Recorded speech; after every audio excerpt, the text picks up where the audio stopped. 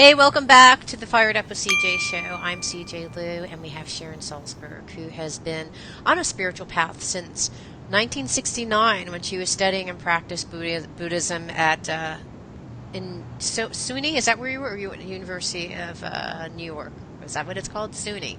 SUNY at Buffalo, yeah. SUNY at Buffalo. Okay, so you've been on this path for a while.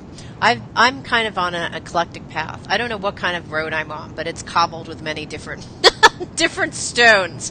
And I talk to people who are Buddhists, Taoists, into the shamanic practices, into Akashic records. They're into psychics, mediums. I mean, I talk to all these folks, and they would all believe that they are on a spiritual path that's valid.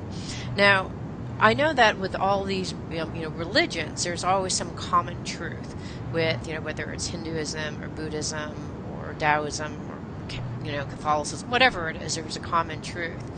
Do you think that the Buddhists have and the part that I don't see as the commonality is that there's a lot of these practices, whether it's shamanism or mediumship or psychics, and they all talk about having an inner voice. They all talk about having guides.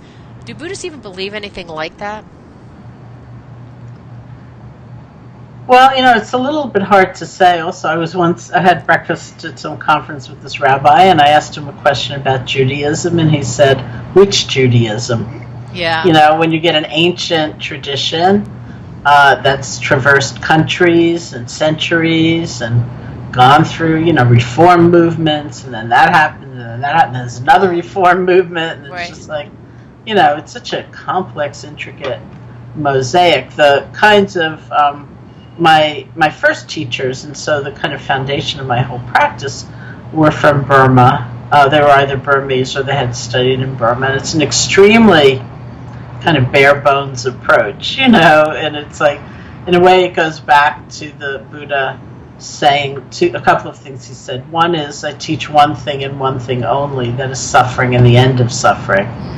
To be able to openly acknowledge your pain and the pain of life, and to come to the end of it. So the rest of it was sort of like, might be true, might not be true, but it wasn't totally relevant to one's own personal freedom. So, and then the other thing he said that really figures in there is, don't believe anything. Yeah. Don't believe anything just because I said it. Don't believe anything because a great elder has said it. Don't believe anything because you read it in a sacred text. He said, put it into practice. See for yourself. Does it reduce greed, hatred, and delusion in my mind? Right. If so, it's a good practice. If it doesn't, it's not a good practice. Right. So if you believe in guides or spiritual guides or, animal spirits or whatever, if it helps you and it keeps you on your path, and it reduces suffering, then so be it. If it doesn't, then so be it. Like there's no judgment. Do what's good for you. If you like it, like it. If you don't, don't. Doesn't matter as long as it's helpful to you. Well, yeah, I don't know that liking it is exactly the... Okay. Yeah, but, that's true. I may like to smoke pot, but that may not be good for me. Okay, I get it. But if it actually helps... And I guess with Buddhism, I never get the sense that you're trying to approach the inner divinity that you feel within yourself is the oneness that all of us feel within ourselves. But I never really understand what Buddhists believe in our soul, because in some ways there's like the soul, which I guess I would describe as our own personalized version of spirit. There's a little bit of me, my essence, intertwined with this great oneness. How do Buddhists think about souls? Do they think of it that way? Not exactly. Okay. Although some Buddhists do, actually. Right. Yeah. Okay. And I do have some friends who are very involved in some schools of Tibetan Buddhism who might actually describe it sort of like that. But it's more like, there's a saying in Tibetan which translates as something like, nothing exists from its own side.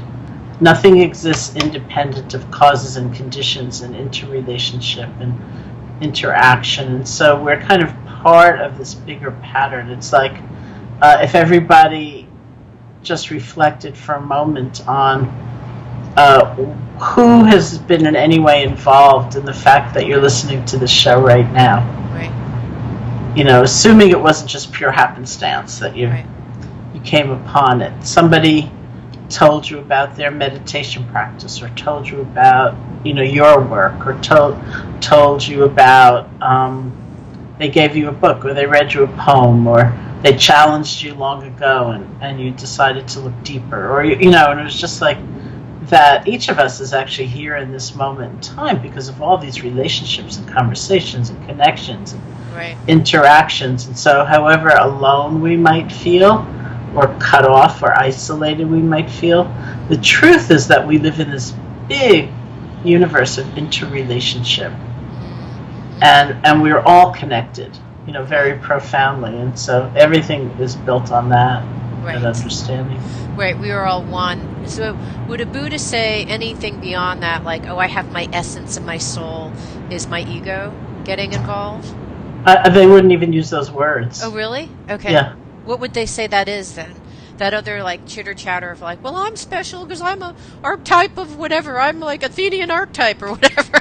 what would they say that is? What would they say what is? Those ideas. You'll have people who have, I'm a soul, and I'm a soul who's going through a journey of Athenia, which is an archetype. So is that? Do Buddhists I don't know what that is. I don't even want to pay attention to that because I don't know, that's not helpful. Or do they go back to does it lead to suffering or not to lead to suffering? Well, the bottom line is always, does it lead to suffering truly? And not just, having a good time, but, does it lead to more greed, hatred, and delusion in my mind, or does it lead to less greed, hatred, and delusion in my mind? And so believe in whatever thoughts that you want. Is that true? As long as it doesn't lead to suffering, then? I wouldn't say that exactly that way, but it's many things can be skillful means. It's not a question of believing the thoughts, but it's you can utilize many tools for being more compassionate or letting go, not clinging so much to what we can't control. And so when people talk about being on a spiritual path, it's usually they're trying to find something bigger, greater than themselves. Are Buddhists just trying to stop from suffering, or are they also trying to find the greater thing beyond themselves, and that it's just oneness? I would leave aside the oneness, because we don't call it oneness. Oh, what do you call it? Interrelationship. Okay, it's a thing that you were talking about before. Okay. Yeah. Oh, interesting. And I think you could say that the thing greater than ourselves is the truth. Yeah. And that's part of the truth, and that if we live at a funny angle to the truth, if we live out of harmony with the truth, we suffer, and we cause suffering for others. So it's not just personal happiness in the sense of having a good time, it's something very profound about why we feel we're alive, and how we're going to relate to ourselves and to our neighbors and to our family and to our community and to our world. And so it's quite radical, actually. Yeah, so it's very different than, it's about removing suffering, and it's about understanding the interconnections that we have with each other. That's all it is. None of this other stuff. If you want to add additional add-ons, that's up to you. But it's pretty much those two. And that actually really helps clarify. And I've read a bajillion books on Buddhism, but I still, frankly, not enough to really get it in my bones. But that really helps a lot. Thank you. Great. Yeah, Great. Thank you so much. All right, we were talking to New York Times bestseller Sharon Salzberg, and we've been talking in the previous segments about her book, Real Happiness at Work, Meditations for Accomplishment, Achievement, and Peace. So thank you so much for being here. I really appreciate it. What great wisdom and insight. Great. Thank you so much.